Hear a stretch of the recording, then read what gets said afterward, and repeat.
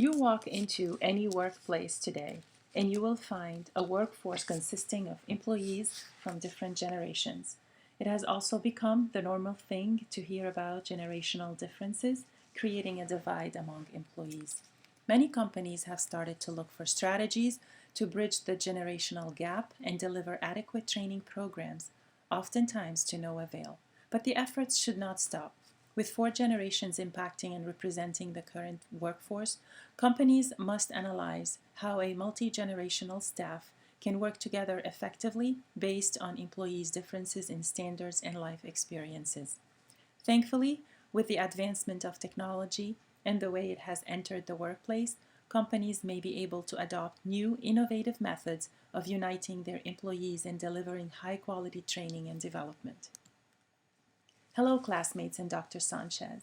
My name is Marlene Sabeh, and I'm presenting to you my graduate research project using social media and mobile learning to train a multi-generational workforce.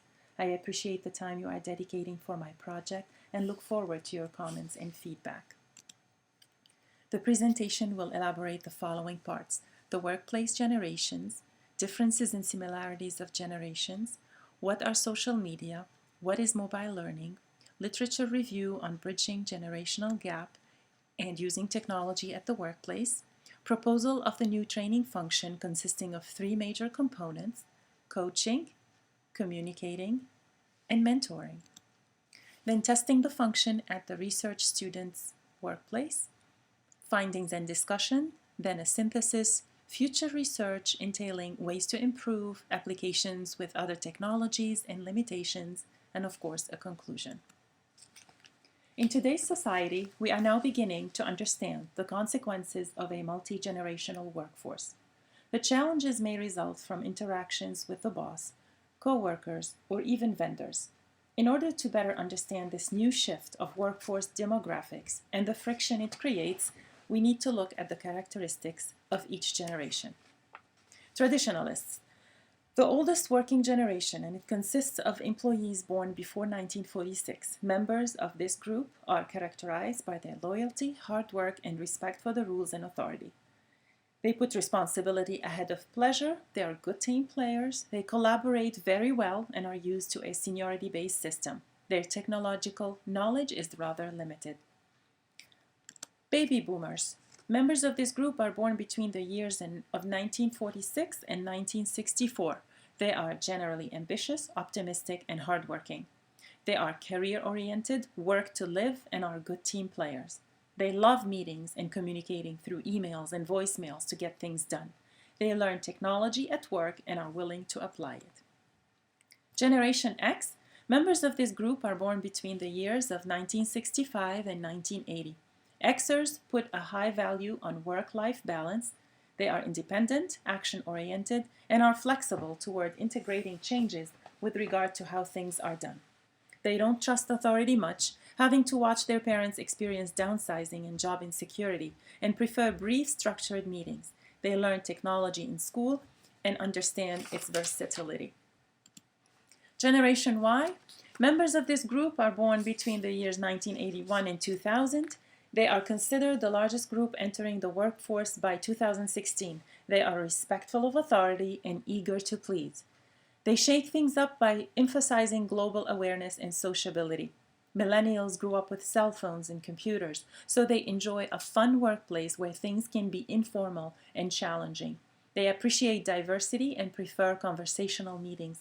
They have a lifetime exposure to technology, transforming them into tech experts at the workplace. Now that we explored the characteristics of each generation, let's point out their main differences. Ferry Reid 2015 explained it very well. The potential for conflict between traditionalists and younger generations heavily relies on their authority and experience. Baby boomers may have issues with co-workers who disregard the chain of command and expect promotions and more perks too soon. Generation X employees may have an issue with supervisors who utilize an autocratic way of handling things. Millennials come across as not possessing the same work ethics as their older counterparts. They are also blamed for challenging the way things are done, especially if technology would make things easier and more expedient. Multi-generation employees also have similarities worth noting. Haler and Lee, 2012, explained that all generations value rewards, acknowledge that technology is efficient and needed, look for the same job characteristics, for instance, interesting, or is there an opportunity to grow? How's the salary, the quality of management? They understand the difference between experience and qualification.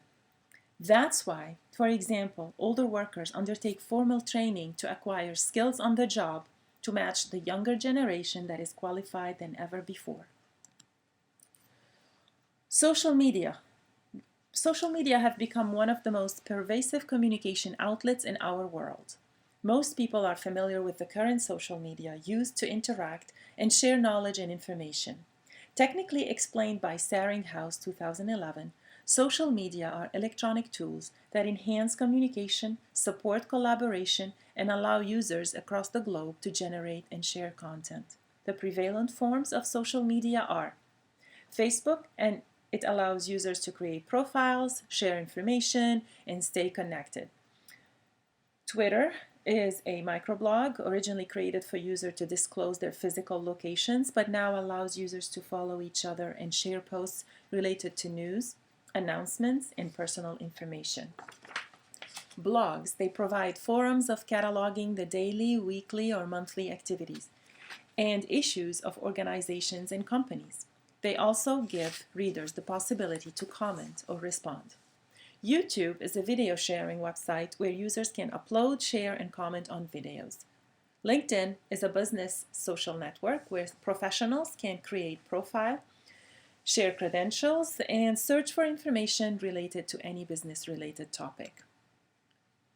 Mobile learning is the intersection of mobile computing and e-learning, and this includes anytime and anywhere resources as described by Martin, Pastor, and Snyder, 2012.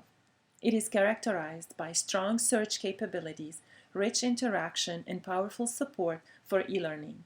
The possible modes of delivery range from smartphones to MP3 players, tablets, and Kindle.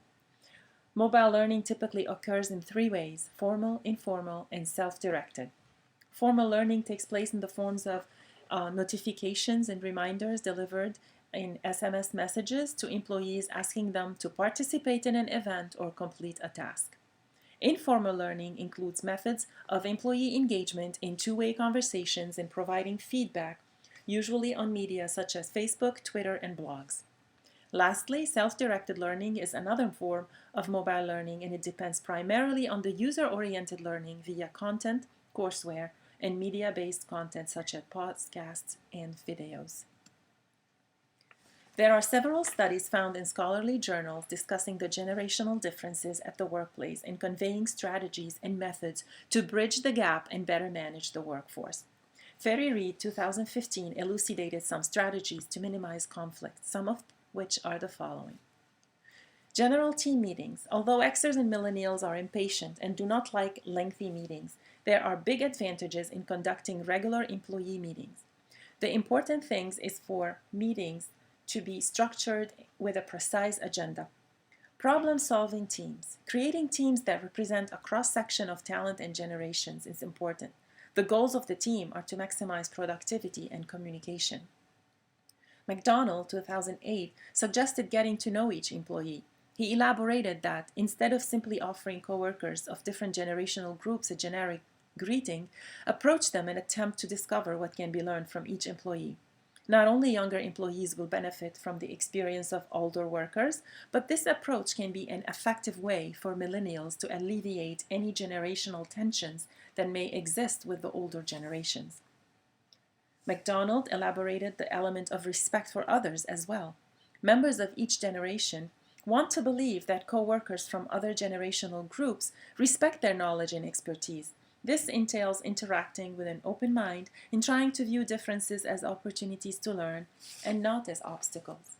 McDonald also continued to illuminate the need to air differences should they arise. Both parties should attempt to talk out their differences because oftentimes solutions can be simple and painless. For instance, a baby boomer can try to integrate more flexible work options in responding to requests from millennial auditors. Kapoor and Solomon, 2011, illuminated more strategies to bridging the gap. They argued that because baby boomers are attracted to a setting that values and respects their life experiences, while Xers and millennials are looking for role models, creating a mentorship program as a platform of enhancing communication and understanding between the generations is a great idea. Kapoor and Solomon, 2011, also pointed out the importance of improving recruitment and retention strategies, especially regarding rewards and promotions. For example, offering to Xers flexible work arrangements and to millennials learning and development opportunities. Another suggested method of managing generational gaps is engaging all employees in effective communication by providing opportunities for the strengths of each generation to flourish.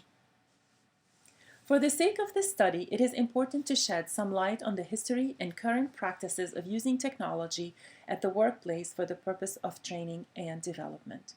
Wizolowski, 2014, explained that the first role of using technology should materialize in recruitment initiatives in order to capitalize on multi-generational talent. This move will highlight the workforce competencies and skills. Wizolowski continued to explain that many companies have moved their talent search to social media venues such as LinkedIn or Google+ in order to draw more talent from all over the nation. Similarly, the use of electronic resumes and video conferencing could provide companies with better success in finding special skills during their recruitment process. Therefore, integrating technology in the hiring process establishes a higher level efficiency on national and sometimes international levels. Martin et al. 2012 described how mobile instruction has been used at the workplace. There are currently 6 emerging mobile learning categories: technology-driven mobile learning, miniature but portable e-learning, connected classroom learning, informal or self-directed learning, mobile training or performance support, and remote mobile learning. In order for trainers to deliver learning to mobile devices, it has become important to design an effective mobile platform. To effectively design for the mobile web, it is fundamental that we understand the designing status for mobile delivery and mobile usability. Mobile delivery has been previously a challenge to develop material for mobile delivery, as explained by Martin et al. 2012. The most recent methods entail using multimedia capabilities of the latest mobile phones to make learning experiences stimulating and to design learning content in smaller tidbits. For example, dividing the content into 2-minute segments, delivering training in conversational style, providing how-to instructions, identifying areas where employees can perform better, and developing content that makes the learning experience elegant and interactive. Mobile usability. Martin et al. 2012 described mobile usability as a quality attribute that assesses how easy user interfaces are to use. Therefore, when designing content, special attention should be given to ease of navigation, size of screen, size of messages, types of pages accessible, downloading speed, and cost. Taking into consideration all these factors will enable trainers and companies to choose the right device for mobile learning, whether it's a smartphone, a Kindle, a tablet, or a computer. Brink 2011 explained all the benefits of mobile learning as well as gave her recommendations for effective delivery. Mobile learning provides an easy way to get current information to a large audience. It accelerates reinforcement of training courses. It accesses a population otherwise unattainable. It is efficient. Learners can complete courses at their own pace and time. It provides increased productivity and revenue. In order to ensure better mobile delivery, Brink 2011 recommended to skillfully design content development and make it concise and relevant, simplify visual design, for example, use infrequently images, avoid background images, avoid subtle font colors, eliminate text embedding, and use tables as a tool to organize data. Tayman 2014 elucidated how social media are used at the workplace, particularly how in a business environment they can be seen as forward-thinking and consumer-facing. Companies have adopted the new marketing tool by incorporating blogging, Facebook, Twitter, and YouTube into their marketing action plans. After some early disastrous examples of using social media at work, their role in business suddenly became valid and reliable. New functions of social media have started to engage and empower employees to make more informed decisions, which in turn can solve problems, reduce costs, boost productivity, improve customer service, and accelerate high performance. This revolution in the business world has also played a huge role in improving how employees interact with each other. Social media are now considered a major opportunity to reinvent how employees collaborate and generate game-changing benefits in the process. We can better understand the function of social media at the workplace through a case study. Staringhouse 2011 conveyed the specifics of integrating social media in the healthcare field. She found in her research that 965 out of 5,800 hospitals in the United States use social media. Those hospitals created 711 Facebook pages, 714 Twitter accounts, 486 YouTube accounts, and 120 blogs. And the number is growing. Although these numbers are not high, but they represent a noticeable shift toward a more modern way of communicating among healthcare organizations, employees, and audience. According to Staringhouse 2011, hospitals reported the following benefits as a result of using social media at the workplace.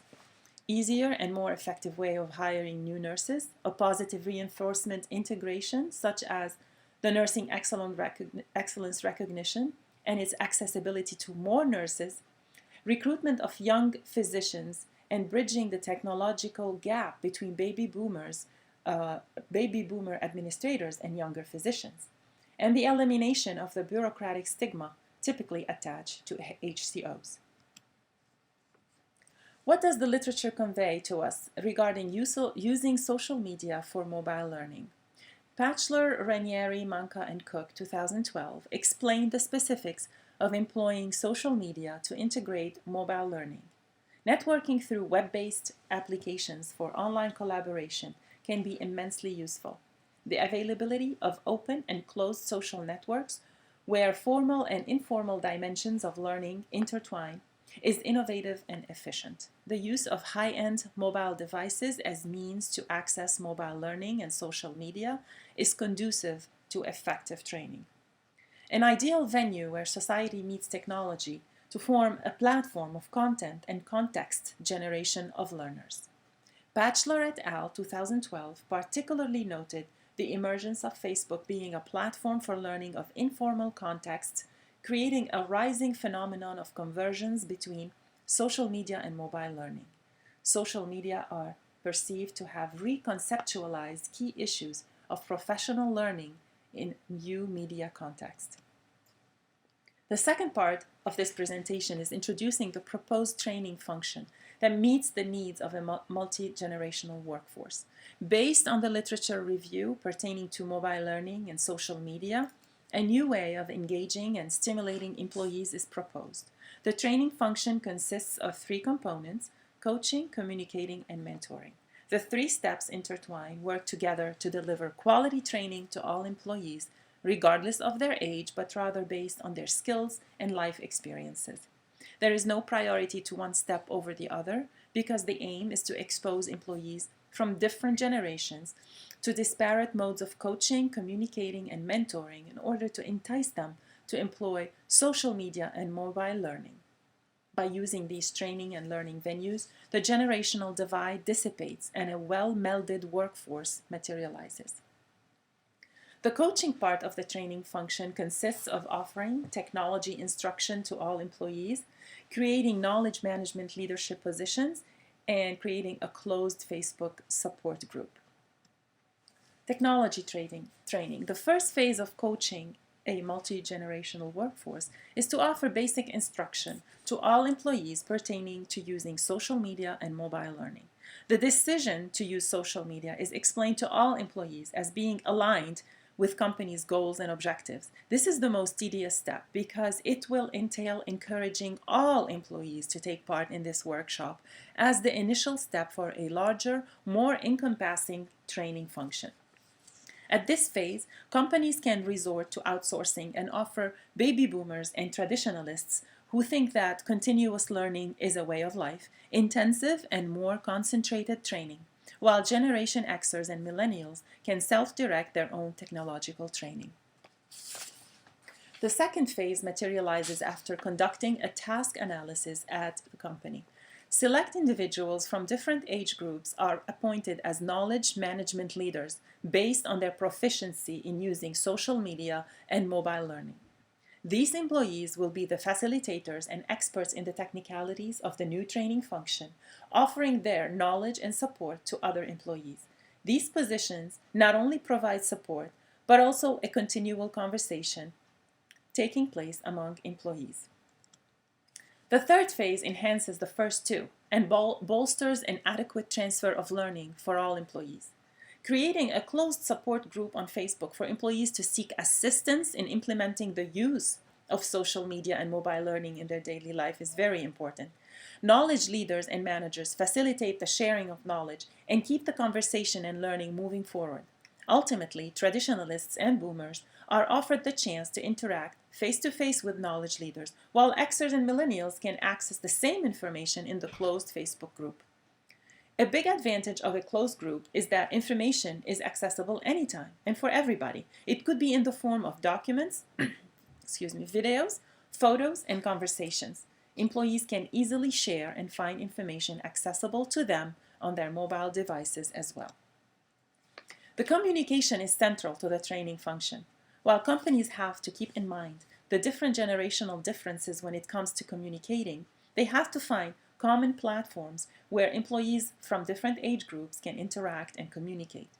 Periodic short meetings, daily updates in the form of tidbits on mobile devices, and conversations with peers are immensely helpful in keeping the conversation alive. Periodic short meetings will provide traditionalists and boomers with a favorable venue of meeting, and Xers and millennials with the chance to look at face-to-face meetings from a different angle.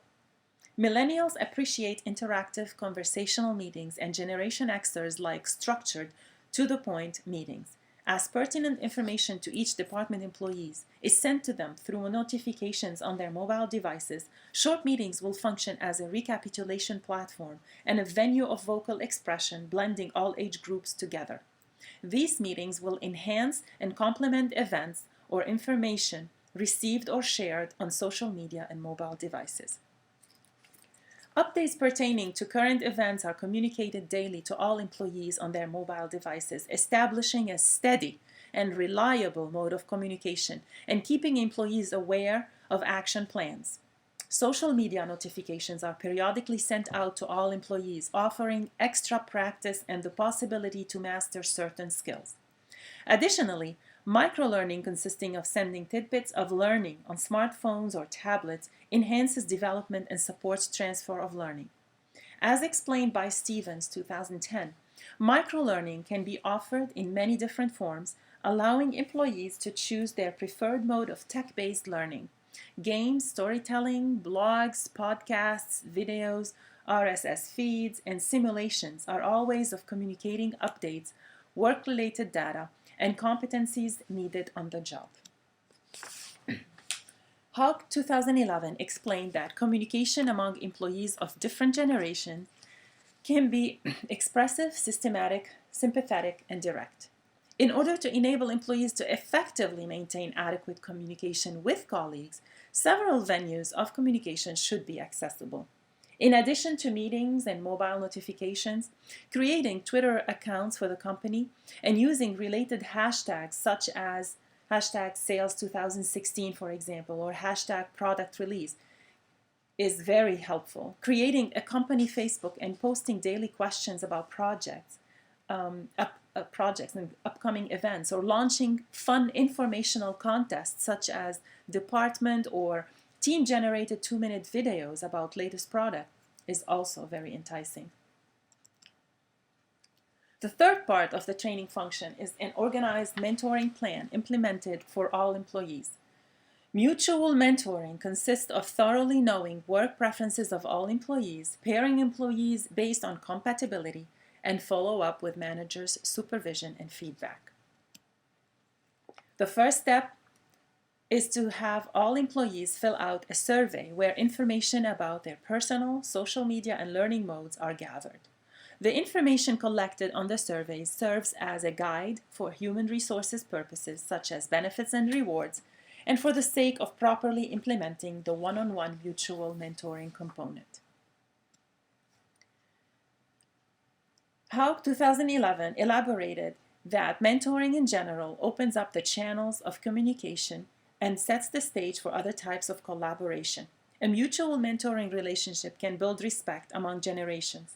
Therefore, the second component of the mentoring plan is pairing up employees from different generations.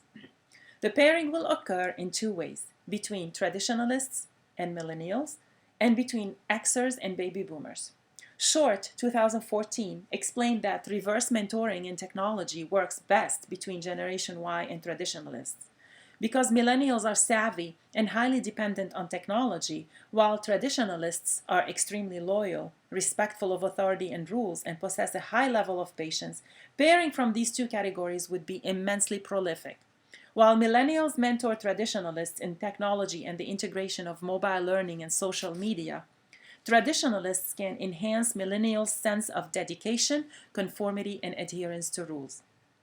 The same strategy is followed to pair baby boomers with Generation Xers. Pairing employees from these two categories will allow Xers to enhance the boomers' experience with technology, since Xers learned it in school, and both Xers and boomers believe that technology is important for personal productivity. Pairing within the two categories will also enable Xers to gradually engage boomers in social media participation. The logistics of mutual mentoring are easy to implement and are highly conducive to positive results. First, the immediacy in which an employee can gain access to relevant knowledge in a timely manner is crucial.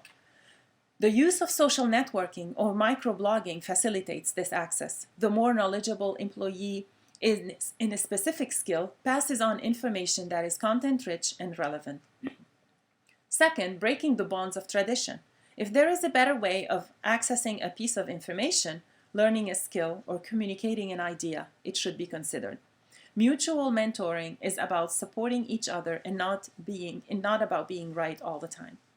Third, psychological and technological support are both needed for success in self-directed mobile learning. The personal characteristics of employees determine the dynamics of the rapport and thus of the mutual sharing of knowledge and acquisition of skills. Fourth, teamwork and collaboration are immensely productive. Although one employee would be seeking a specific knowledge from the other, collaboration in completing tasks or projects enable both parties to obtain personal gratification and growth. Fifth, the system of benefits and rewards for participating in the mentoring program should be adjusted according to generational preferences. For example, traditionalists like to be rewarded with recognition of a job well done, boomers with money and title, Xers with freedom, and millennials with work that has meaning for them. As this mentoring function is applied, using technology as a vehicle of learning, it is important to set conditions and rules for implementation to work successfully. By defining clear expectations, both employees know what to expect and eventually learn to adhere by the agreed upon rules pertaining to timing, modes of communications, and so forth. The willingness to learn is a high motivator that encourages a thorough and adequate sharing of knowledge. Moreover, the process needs to be based on reciprocated trust and transparency, regardless of age. Once these conditions are clearly stated and agreed upon, paired-up employees can build a solid rapport, learn to learn from each other, and succeed in using technology for this purpose. The fundamental facet of mutual mentoring in this training function materializes in using social media and mobile learning as a vehicle of learning and developing skills. After establishing a strong connection through conversations and face-to-face meetings, the mentoring can move online and in real time. Although it may vary with each pair, the main steps of e-mentoring can include some or all of the following steps. Asking each other questions that can be answered in a timely manner. After receiving feedback, a discussion can follow to hone the concept in question. Collaboration to follow up and do more research is also possible, whether through an app, a blog, or Facebook. The result of this quick and easily accessible interaction is the success in refining a skill or acquiring a new one without a major work interruption or either one of the employees leaving his or her desk. This learning encounter erases age as a dividing factor and isolates the highlighted skill. Managers have an impactful role as mentors. The key factor in supervising and supporting employees is to highlight different competencies and encourage building relationships in the process. Using technology as a method of communication and learning breaks down all age barriers and eliminates the skills of each employee. Some of the manager's duties are encouraging the balance of communication modes. Managers understand that it's not a one-size-fits-all solution, so they allow occasional alternatives. Integrating mutual mentoring component in the evaluation process, allowing employees to solidify relationships and improving skills. Incorporating social media as a learning management system to enhance e-mentoring. Providing reliable technology resources and adequate maintenance. Guiding employees daily and offering continuous support and feedback. Setting clear standards of accountability in order to maintain a high quality of learning and sharing knowledge. So while social media and mobile learning offer an informal and more flexible platform of interaction, employees should be accountable for obtaining the information and transferring it to the job. Testing the training function is part of this research study as it offers a preliminary idea of the extent of its efficiency, as well as possible mishaps and drawbacks. For the purpose of the testing, the workplace of the research student was used. The setting is a city high school, and the core of the work is educational advising as part of a college readiness national program. The program employs 8 educational advisors, 4 school coordinators, 3 tutors, and 2 data entry staff members, and 1 district director. For the sake of the study, no other independent variable will be used other than age. Consequently, our workforce consists of 3 traditionalists, 5 baby boomers, 6 Generation Xers, and 4 millennials. 3 leadership positions for knowledge management were created, 1 in technology, 1 in college advising, and 1 in laws and regulations. The pairing was organized as follows: 3 groups of traditionalists and millennials, 5 groups of baby boomers and Xers, and 1 leftover group of 1 Xer and 1 millennial. The testing period was only for 1 week. Short meetings for all employees were held 3 times during that week, while individual meetings were encouraged to take place every day. 2 Facebook accounts were created, 1 closed for support and in-house communication, and 1 public. A Twitter account, #ProjectMarlene, was also created. The director was asked to send notifications on Twitter on a daily basis, plus additional documents or memos in Dropbox. The limitation to these experiments revolved around network settings. At our high school, social media, specifically Facebook and Twitter, are banned and not accessible by either students or staff, so we requested that security settings be removed off the network of our department for 1 week. At the conclusion of testing this new training function, a reaction survey was sent to all employees. The questions were: did you feel that learning on the job was easier? Did you learn new skills from your partner? Would you like this training method to be permanently integrated? Please rate use of technology from 1 very hard to 5 very easy. What was your favorite part? What would you change? The results of this small-scale experiment were very encouraging. For easy learning, if they found that the learning was easy using this method, 67% of traditionalists, 80% of baby boomers, 83% of Xers, and 100% of millennials reported easier learning using this function.